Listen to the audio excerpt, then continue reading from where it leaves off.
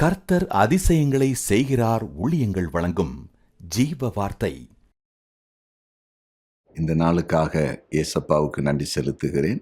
ஒரு தெய்வீக மகிமை உங்களை இன்றைக்கு ஆட்கொள்ளப் போகிறது. விசேஷமாய் கர்த்தர் ஜீவ வார்த்தை மூலம் உங்களோடு பேசி உங்களை ஆசீர்வதிக்கப் போகிறார். குறிப்பாக இந்த நாளில் பிறந்தநாளை காண்கிற ஒவ்வொருவரையும் இயேசுவின் நாமத்தில் வாழ்த்தி ஆசீர்வதிக்கிறேன். நீங்கள் ஆசீர்வாதமாய் இருப்பீர்கள்.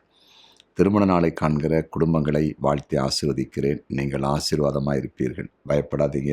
இந்த நாளில் ஒரு அதிசயம் நடக்கும். தனிமையில் இருக்கிறீர்களா? யாரை கைவிட்டு விட்டார்களா? அருமையானவர்களை பிரிந்து விட்டீர்களா? இழந்து விட்டீர்களா? கலங்காதீங்க. இயேசப்பா கூட இருப்பார். இன்றைக்கு ஒரு அற்புதத்தை செய்வார். இன்றைய ஜீவ வார்த்தைக்கான வசனத்தை வாசிக்க கேட்போமா? 2 ராஜாக்கள் 8வது அதிகாரம் 4வது வசனம். 2 ராஜாக்கள் 8:4. அந்நேரத்தில் ராஜா தேவனுடைய மனுஷரின் வேலைக்காரனாக இருந்த கேயாசுடனே பேசி, எலிசா செய்த அதிசயங்கள் எல்லாம் நீ எனக்கு விவரமாய் சொல் என்றான். எலியா செய்த அதிசயங்களை எல்லாம் நீ எனக்கு விவரமாய் சொல் என்றான். இன்றைய ஜீவார்த்தையின் தலைப்பு, அதிசயங்களை விவரிப்பீர்கள்.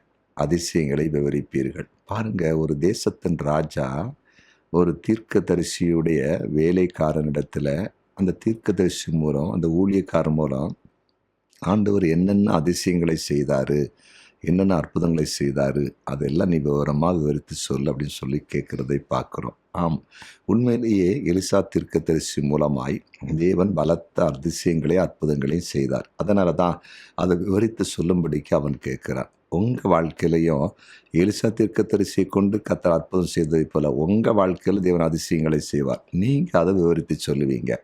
நம்முடைய தேவன் அதிசயங்களை செய்கிற தேவன் தானே, அற்புதங்களை செய்கிற தேவன் தானே. அவர் சொல்லியிருக்கிறார், நான் உன்னை அதிசயங்களை காணப்படுவேன்னு சொல்லி மீகா 7வது அதிகாரத்திலே சொல்லியிருக்கிறார். அதிசயங்களை காணப்படுகிற தேவன். லூக்கா சுவிசேஷத்தில் நீங்கள் போய் வாசித்து பார்த்தீங்கன்னா 5 அதிகாரம் என்று நினைக்கிறேன்.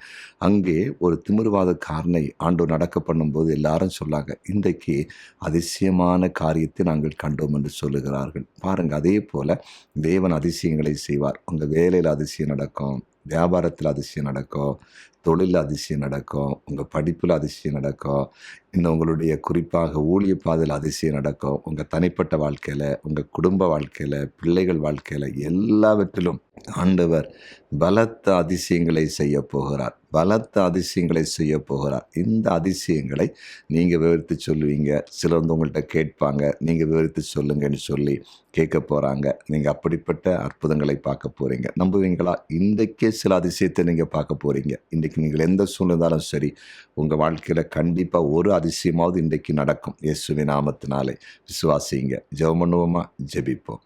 ஆமாண்டவரே, அதிசயங்களை விவரிக்க வைக்கிற தேவன், அதிசயங்களை செய்கிற தேவன். எலிசா தீர்க்கதரிசி மூலம் நடந்த அதிசயங்களை ராஜா கேட்கிறான், விவரித்து சொல்ல முடியுமா என்று. ஆமாண்டவரே, நீர் மகிமையின் தேவன், ராஜாதி ராஜா, கத்தாதி கத்தர் தேவனே, நீர் பெரிய காரியங்களை செய்யும்படியாய் நாங்கள் உம்மை நோக்கி மன்றாடி செபிக்கிறோம். இன்றைக்கு இந்த இடத்துல ஆண்டவரே, அடியனோடு கூட இப்போது ஜெபத்தில் இருக்கிற ஒவ்வொருவரையும் கண்ணோக்கி பார். அதிசயம் நடக்கட்டும்.